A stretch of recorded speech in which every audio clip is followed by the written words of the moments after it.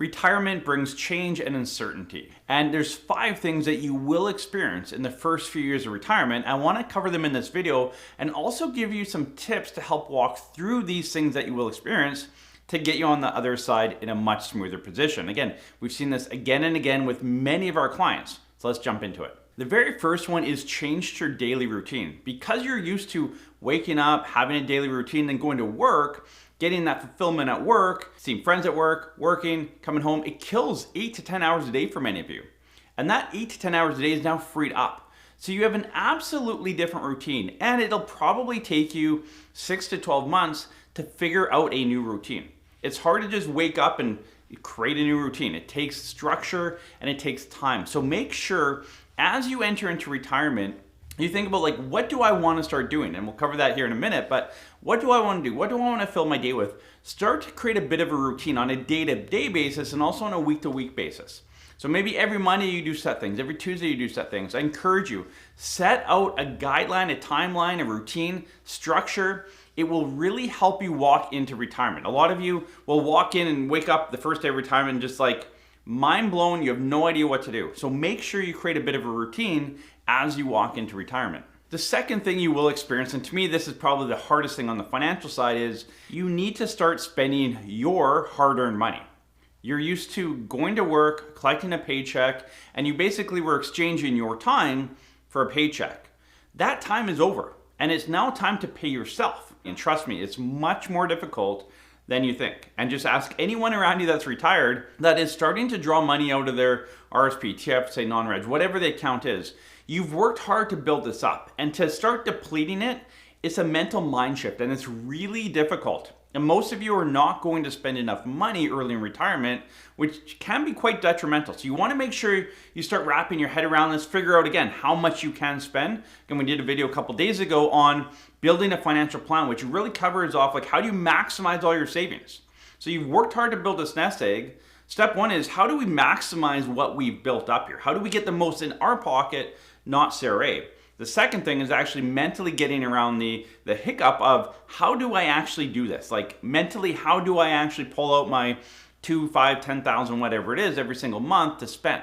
Like if you're a DIY investor and you bought all these nice stocks, it's hard to sell them. You bought them for a reason, you like them, it's going to be very hard to sell it. But for the majority of you, you need to spend your money through retirement.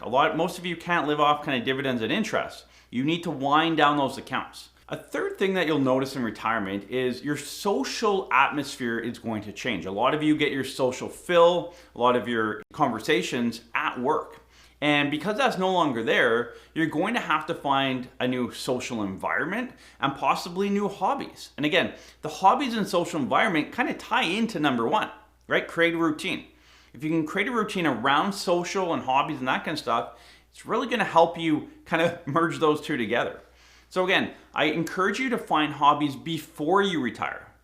If you have to find them in retirement, that's fine, but it's going to be a lot easier for you if you can find some hobbies before. So as you transition into retirement, again, you're retiring to something. You're retiring to hobbies, to family, to whatever you're going to retire to.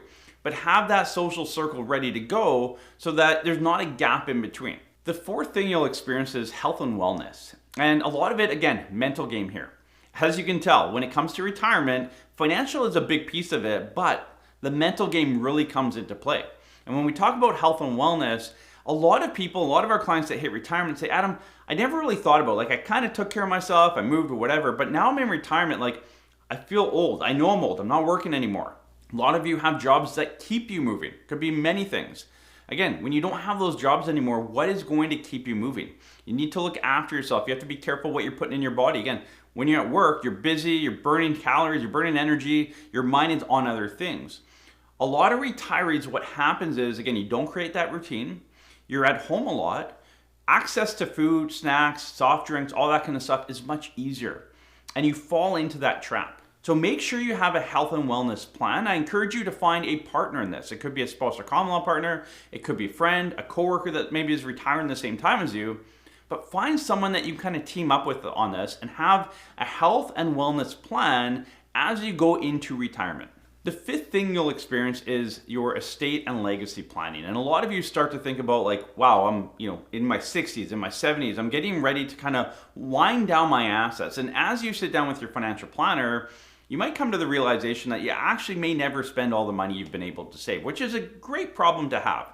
Or maybe it's you're going to receive an inheritance from your parents or someone, and you can pass that along. Again, you need to start thinking, and you will naturally start thinking about kind of that next generation, or if you put your plan together and there's extra money, where's that money going? Family, friends, charity, whatever it is. Once people hit late 60s into the early 70s, the thought process around estate planning, legacy leaving, all that kind of stuff really creeps into your head. So be ready for it. Again, this is something you will face. You may not be facing it now in early retirement, but as the years go on, you'll think more and more about it. And again, you may say, Adam, I'm not planning to leave anything. I'm spending every single dollar.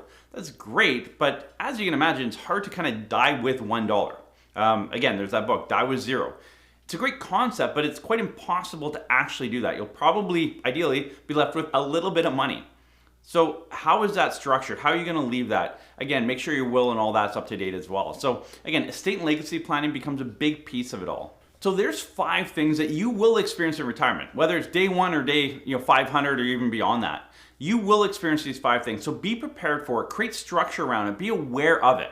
Right? A lot of it is just awareness. So make sure you take these into account as you walk into retirement. Again, thank you so much for all of you that watch our videos. Hitting 100,000 subscribers and now beyond. So grateful for that. So thank you for joining. If you're watching these videos and you're not subscribed, hit the subscribe button. Join the channel. We release 2 brand new videos every single week on retirement tax and estate planning.